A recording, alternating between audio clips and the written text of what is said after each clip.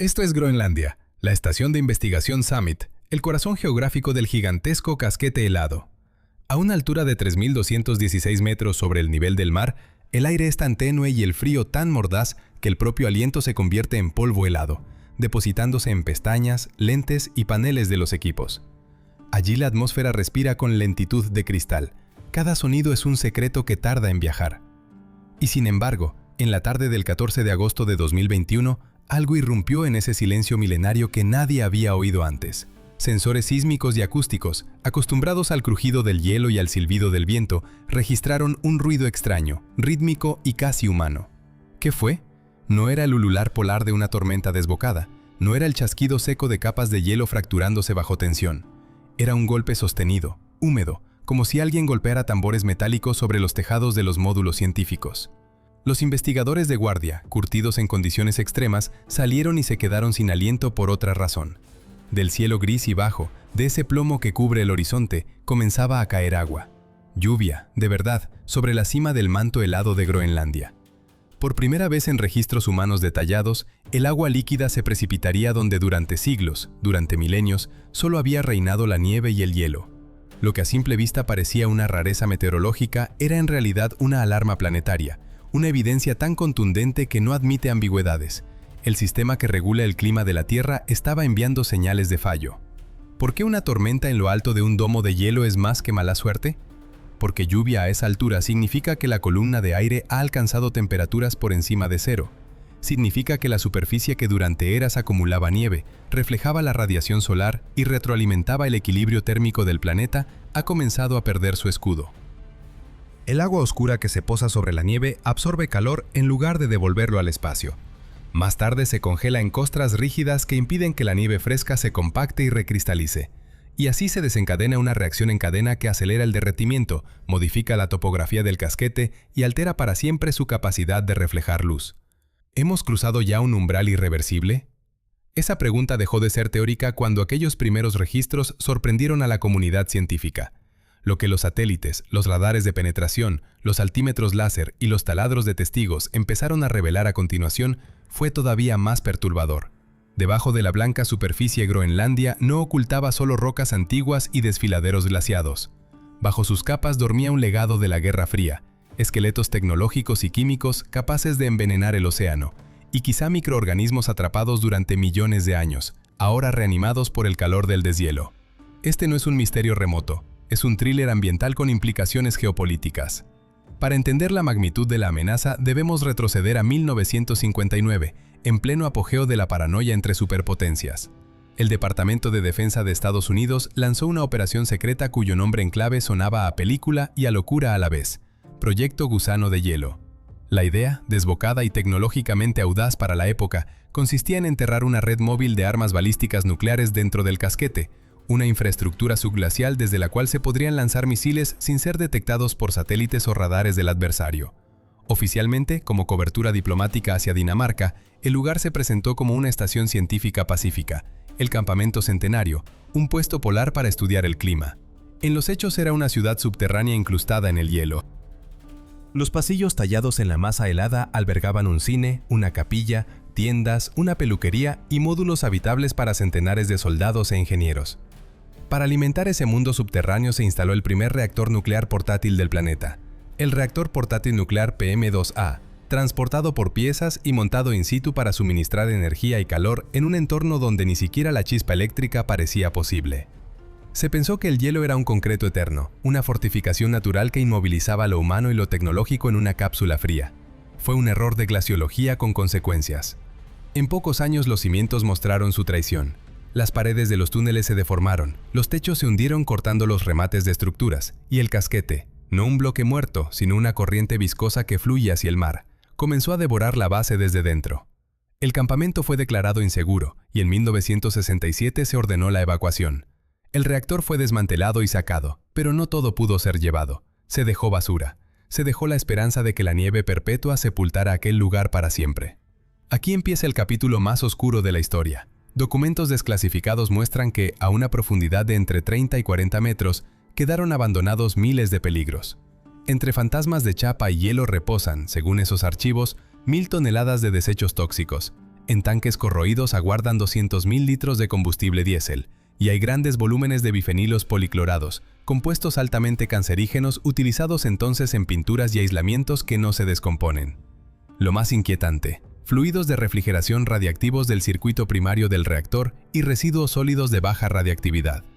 Los ingenieros de la Guerra Fría apostaron a la inmovilización eterna del hielo. La naturaleza les devolvió una apuesta distinta.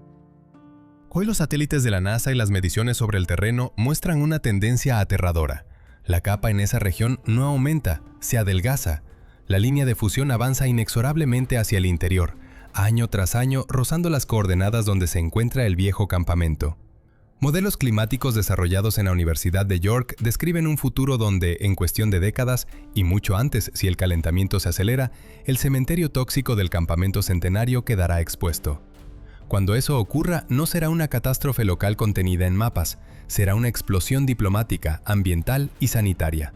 Sustancias venenosas y radioactividad podrían filtrarse hacia el océano, contaminar peces, entrar en las cadenas alimentarias y viajar con las corrientes hasta las costas de Canadá, Groenlandia y Europa. Y no son solo metales y compuestos químicos. Bajo ese hielo podrían despertarse microbios que llevan durmiendo decenas, cientos, quizá millones de años, organismos para los que nuestros ecosistemas actuales no tienen defensas preparadas. Imaginar una mezcla de contaminación química, radiológica y biológica derramándose en el Atlántico es pensar en consecuencias que traspasan fronteras y generaciones. Lo que comenzó como un golpe húmedo en un techo metálico en la cima de Groenlandia es, en realidad, un contador que marca minutos para riesgos que la política y la historia creyeron enterrados. Estamos ante un rompecabezas con piezas que pertenecen al clima, a la geología, a la ingeniería militar y a la biología.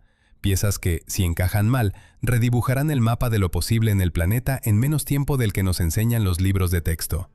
Esto apenas es el inicio de una investigación que nos lleva bajo el hielo, hacia lugares donde el tiempo se había detenido y ahora vuelve a correr, marcando no segundos, sino la urgencia de una respuesta global.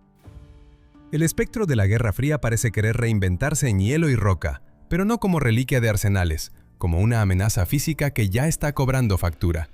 Desde la órbita, la imagen se vuelve implacable y precisa. Las misiones GRACE, Gravity Recovery and Climate Experiment, y su continuación, GRACE Follow-On, no toman fotos, pesan la Tierra. 2 satélites vuelan en fila separados por unos 220 kilómetros y registran cambios microscópicos en la gravedad bajo sus trayectorias. Cuando una masa desaparece, un glaciar que retrocede, un acuífero que se vacía, la atracción gravitatoria local cae y la distancia entre las naves se altera en fracciones de una micra. Esa sensibilidad convierte a los instrumentos en una balanza global que revela dónde el planeta está perdiendo peso. Al mirar las series temporales de 2 décadas sobre la isla más grande del mundo, los científicos no encontraron matices. Surgió una mancha roja continua. Groenlandia está adelgazando a una velocidad vertiginosa. No se trata de gramos perdidos aquí y allá, hablamos de miles de millones de toneladas anuales. Las cifras son brutales y a la vez fáciles de imaginar si uno pone una analogía visual. La pérdida promedio anual de Groenlandia ronda los 280.000 millones de toneladas de hielo. Esa cantidad de agua podría cubrir el estado de Florida o la totalidad del Reino Unido, con una capa de agua hasta las rodillas cada año. Y la tendencia empeora. El año récord de 2019 mostró una pérdida de 532.000 millones de toneladas. Pero más alarmante aún es un descubrimiento conceptual reciente, publicado y debatido entre glaciólogos en 2022, el fenómeno bautizado como hielo zombie. No es una metáfora poética, describe masas de hielo que siguen físicamente unidas al casquete glacial, pero que están ya condenadas desde el punto de vista dinámico. Han perdido el equilibrio entre entrada y salida de masa. La precipitación de nieve que las alimentaba ha disminuido. El derretimiento superficial y la sublimación aumentan, y, sobre todo, dejaron de recibir el aporte que las columnas de hielo superiores les suministraban. En términos sencillos, aunque hoy parezcan indemnes, su desaparición está matemáticamente decidida. Incluso si mañana detuviésemos por completo el calentamiento global y lográramos devolver la temperatura media a los estándares del siglo pasado, ese hielo zombie seguiría derritiéndose por mecanismos termodinámicos y por cambios en la gravedad local que ya se han producido. La rueda está en movimiento. Las estimaciones publicadas en la revista Nature Climate Change no solo sacuden por su dimensión, lo hacen por su certeza. Solo el deshielo ya irreversible que los autores clasifican como hielo zombie garantiza un aumento del nivel global del mar de, al menos, 27 centímetros. No es una hipótesis condicional, Es una conclusión basada en observaciones y en los balances de masa que no admiten vuelta atrás en escala de siglos. Esa cifra supera en el doble las proyecciones más sombrías que manejaban antes organismos internacionales.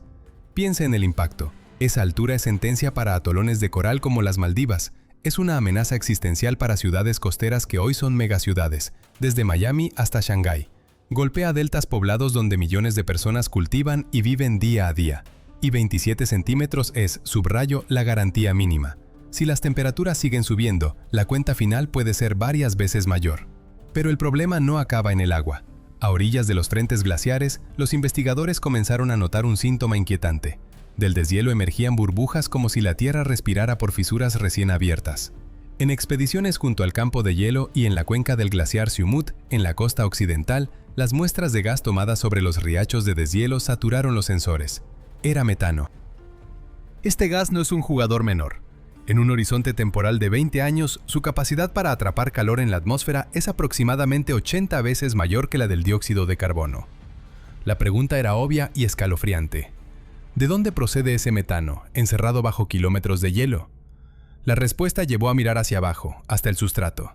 Bajo el manto glaciar existe lo que los geólogos llaman paleosuelos, capas de tierra preglacial que fueron enterradas y preservadas por el avance del hielo durante ciclos climáticos que duraron miles y millones de años. En épocas anteriores al último gran glaciación, esas tierras sostenían bosques, turberas, tundras y praderas repletas de materia orgánica. El hielo actuó como una tapa hermética, como una inmensa cámara de conservación que atrapó y preservó toneladas de carbono en forma de hojas, raíces y restos animales.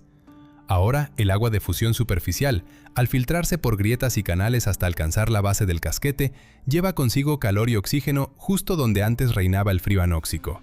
Allí, en la penumbra y bajo presión, emergen microorganismos que habían quedado latentes, metanógenos ancestrales y otras bacterias capaces de descomponer materia orgánica y liberar metano como subproducto.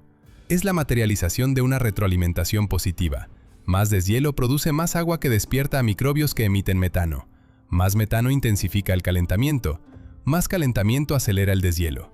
En una expedición de 2019 se estimó que, en un solo tramo de litoral, miles de toneladas de metano fueron expulsadas a la atmósfera desde agujeros e intersticios. Y la costa groenlandesa se extiende por aproximadamente 1000 kilómetros. La incertidumbre sobre cuántos puntos activos existen a lo largo de esa línea es aterradora. Si la química juega en contra, la biología introduce guiones que parecen sacados de una película de terror. El hielo actúa como un banco natural de preservación para material biológico, ADN, bacterias, esporas de hongos e incluso virus. En muestras recientes se han identificado virus gigantes, como el Pitovirus ibericum y el Mojivirus ibericum, con tamaños de hasta 1,5 micrómetros, visibles al microscopio óptico y con genomas complejos. Estos agentes han permanecido inactivos durante decenas de miles de años, en algunos casos por lo menos 30.000 años, y los experimentos en laboratorio demostraron que, tras su descongelación, ciertos virus pueden recuperar actividad. Por ahora, los aislamientos realizados no han demostrado una capacidad de infectar a humanos o a especies domésticas en la naturaleza, pero el simple hecho de que la estructura genética sobreviva intacta durante milenios y pueda reactivarse despierta alarma entre virólogos y ecólogos. La historia reciente ofrece un recordatorio inquietante. El permafrost descongelado ya estuvo involucrado en rebrotes de patógenos. En 2016, un brote de ántrax en la península de Yamal, en Siberia, fue asociado por investigadores con el deshielo de un cadáver de reno conservado en el permafrost. La carcasa liberó esporas que infectaron animales y, en un caso, enfermaron a personas. No es una extrapolación directa a Groenlandia, pero demuestra que el pasado biológico puede reingresar al sistema y encontrar huéspedes susceptibles. ¿Qué otras bacterias o virus, cepas de organismos que nuestras defensas no han visto en decenas de miles de años, podrían reaparecer cuando cada metro cúbico de hielo derrita y libera su carga biológica? La pregunta no es retórica. Cada horizonte de deshielo abre una posible válvula. A esto se suma otra anomalía visible en la superficie. Áreas que en verano se vuelven oscuras, como si el hielo se hubiera salpicado con carbón. Durante años los científicos quedaron perplejos ante parches negros que se extienden sobre glaciares y campos de nieve.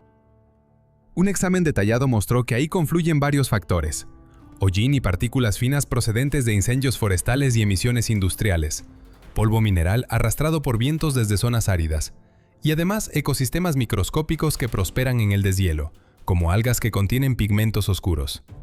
Las partículas y la vida negra sobre el hielo reducen su albedo, su capacidad de reflejar la radiación solar, de modo que absorben más luz, se calientan y se derriten más rápido.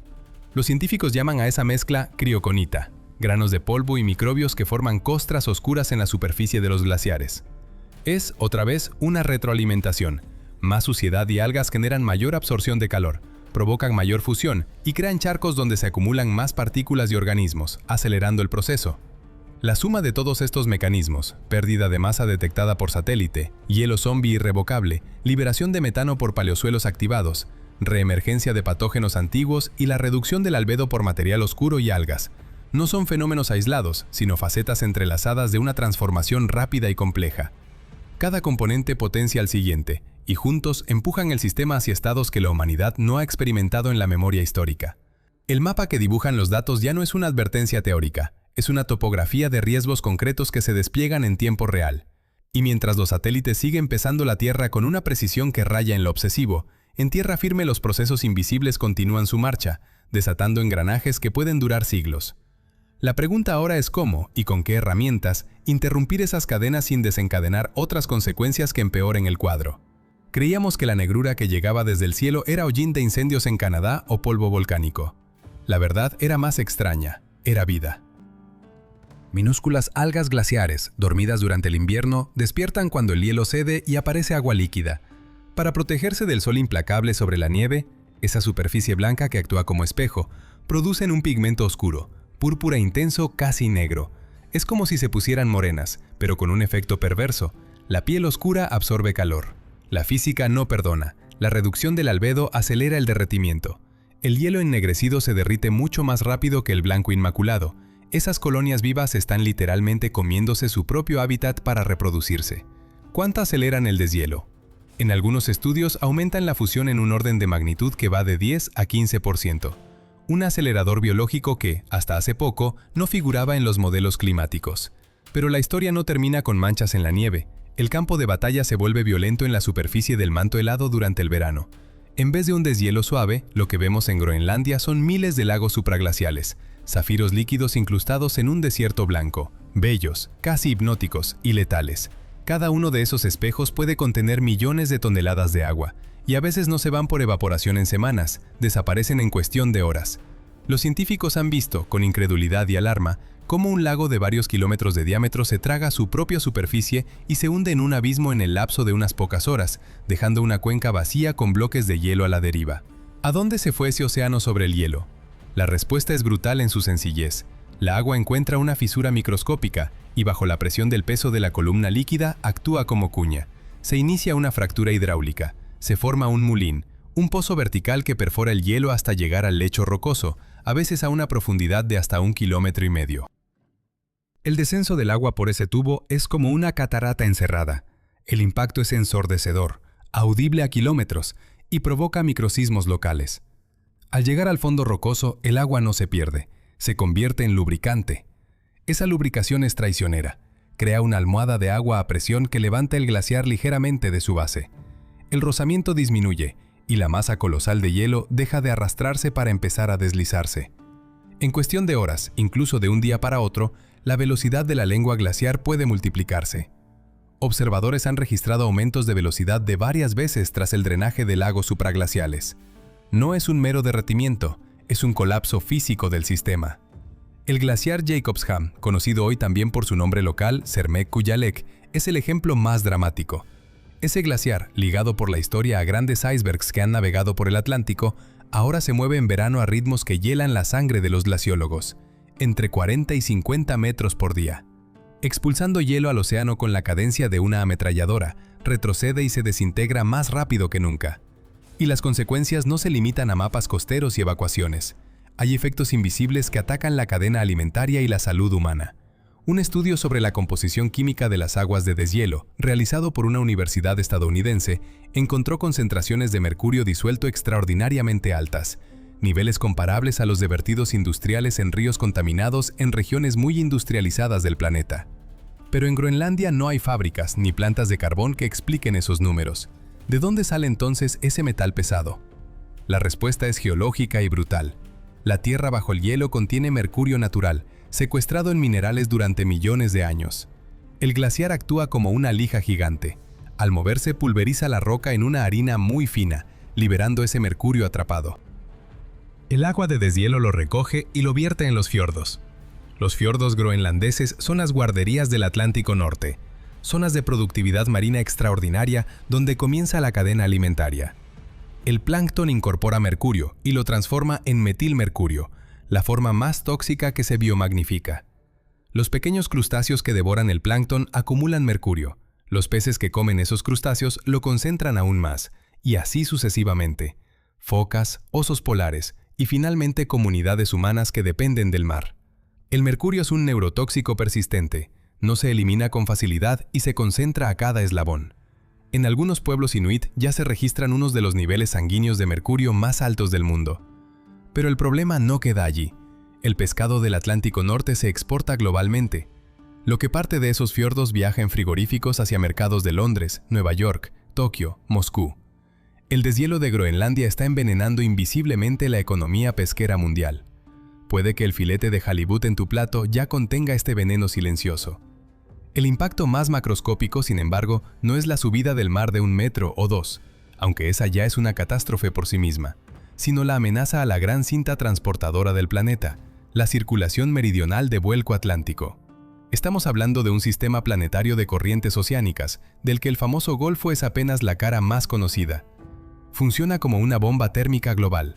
Agua cálida y salina viaja desde las zonas ecuatoriales hacia el norte, entrega calor a la atmósfera, y al enfriarse en las cercanías de Groenlandia e Islandia, se vuelve más densa por la sal y se hunde, alimentando un flujo profundo de retorno hacia el sur. Ese mecanismo mantiene climas templados en Europa y modera estaciones en otras latitudes. La llegada masiva de agua dulce de deshielo es el sabotaje perfecto. El agua dulce es menos densa y no se hunde. Al diluir la salinidad en la superficie del Atlántico Norte, forma una capa ligera que impide el hundimiento de masas de agua. El motor oceánico empieza a fallar. Las observaciones recientes muestran que esa circulación está hoy en su punto más débil en al menos 1000 años. En el océano aparece una anomalía fría, el único lugar del planeta que se enfría mientras la mayoría del mundo se calienta, una señal de que el sistema se ralentiza. Estamos acercándonos a un punto de bifurcación crítico. Si la bomba se detiene, la velocidad de los cambios será devastadora. ¿Y qué implica un fallo de este sistema? Los modelos climáticos, muchos de ellos ahora ajustados con nuevos datos, indican que la desaceleración o la parada completa podría ocurrir dentro de este siglo. No es una predicción para un futuro distante, es una posibilidad tangible. Las consecuencias serían múltiples y contradictorias. Europa podría sufrir un enfriamiento abrupto, con inviernos mucho más severos y nevadas intensas que transformarían paisajes y economías. Al mismo tiempo, las zonas tropicales recibirían menos transferencia de calor hacia el norte, exacerbando olas de calor extremas y periodos de sequía. Además, el agua que antes viajaba al norte para hundirse tendría que ir a otra parte. El resultado puede ser un aumento rápido del nivel del mar frente a la costa este de Estados Unidos, con amenazas directas a ciudades como Nueva York y Boston. El proceso que empieza con un pigmento oscuro en la nieve termina, por tanto, en una cadena de eventos que reconfigura océanos, ecosistemas y sociedades. Cada fenómeno se conecta con el siguiente: algas que oscurecen el hielo, lagos que se tragan la superficie, tubos que rocían agua sobre roca, lubricación basal que dispara glaciares, liberación de mercurio que envenena redes alimentarias y una cinta transportadora oceánica que se debilita hasta casi detenerse. Es un engranaje global que chirría, y estamos en medio de la máquina, sintiendo cómo cambia su ritmo. ¿Cuánto más podrá resistir ese mecanismo antes de reconfigurarse por completo? Esta pregunta no cierra la historia, marca el punto de partida para lo que viene. Los monzones que sostienen la agricultura de India y de la costa oeste de África podrían detenerse. Hambre, migraciones de miles de millones de personas, guerras por los últimos recursos habitables. No es la trama acelerada de una película, es la lógica fría de la física terrestre aplicada en cámara lenta, y las claves para entenderla se esconden bajo el hielo de Groenlandia. Hace unos años, un escáner de radar reveló, bajo más de 1 kilómetro de hielo en el noroeste groenlandés, algo que nadie había visto antes: una cuenca circular colosal con un montículo central, un cráter perdido bajo la blancura, de alrededor de 31 kilómetros de diámetro y 300 metros de profundidad.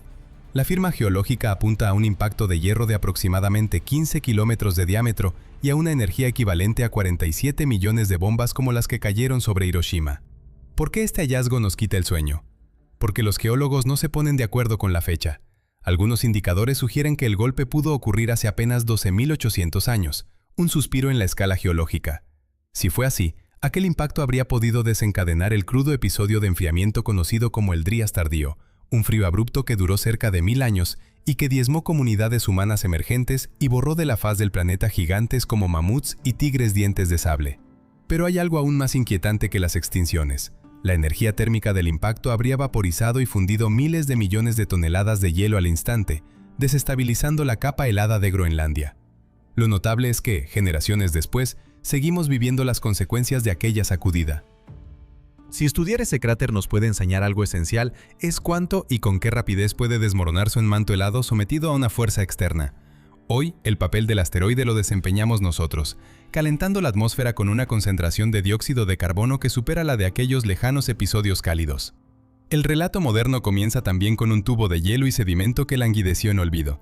En 1966, técnicos militares perforaron hasta el lecho rocoso en un campamento que la historia casi borró. Extrajeron un testigo de hielo y barro de casi 1.400 metros de longitud. La atención de entonces se centró en el hielo. El sedimento quedó en frascos, etiquetado y congelado, y allí permaneció durante casi 50 años, medio siglo de silencio. Fue apenas en 2019, durante una revisión de rutina, cuando alguien desempolvó aquellas muestras y decidió mirarlas con la lente moderna de los microscopios electrónicos. Lo que apareció en ese barro nos dejó sin excusas.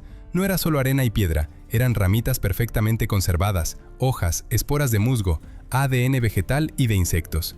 Todo ello demuestra que, no hace 1.000.000 de años, y quizá incluso hace solo 400.000 años, Groenlandia fue casi enteramente libre de hielo. Bosques boreales similares a los de Canadá o Siberia, ríos que corrían, mariposas que revoloteaban.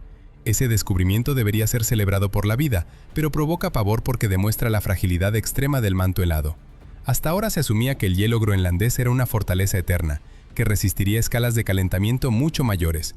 Ahora sabemos que se ha ido por completo en condiciones no muy superiores a las actuales. Si desapareció entonces sin intervención humana, ¿qué posibilidad tiene de perdurar ahora que nosotros aceleramos el calentamiento? La lección no termina en la Tierra, continúa en el océano. NASA lanzó una misión con nombre revelador. OMG, los océanos derriten a Groenlandia. Y durante 5 años, los científicos dejaron caer sondas en las aguas que rodean la isla. Los resultados fueron peores que las previsiones más pesimistas. Descubrieron que los glaciares de Groenlandia no terminan en la costa como un simple frente vertical. Están arraigados en cañones marinos sumergidos a cientos de metros por debajo del nivel del mar. Esos fiordos se inundan con agua templada proveniente de la superficie del Atlántico, una agua salada y relativamente cálida que se cuela por las grietas, lame las bases de los hielos y erosiona desde abajo. El deshielo ya no es solo una quemadura solar en la cumbre, es una bañera tibia que desgarra el sostén de los glaciares. Cuando la base se debilita, el hielo pierde su apoyo y se desprende en bloques colosales, el doble golpe que explica por qué los modelos anteriores subestimaron la velocidad del retroceso. No vimos la parte sumergida del iceberg del problema, el océano está atacando desde abajo. Las señales que llegan desde Groenlandia no son un problema abstracto para documentales conmovedores sobre osos polares, son una sirena que aúlla en nuestros oídos pero que el confort y la política deciden ignorar. Ya hemos observado lluvia en la cúpula del mundo. Hemos expuesto bases militares olvidadas y descubrimos cómo resurgen virus antiguos y cómo emerge metano inflamable de profundidades que reposaron selladas por milenios.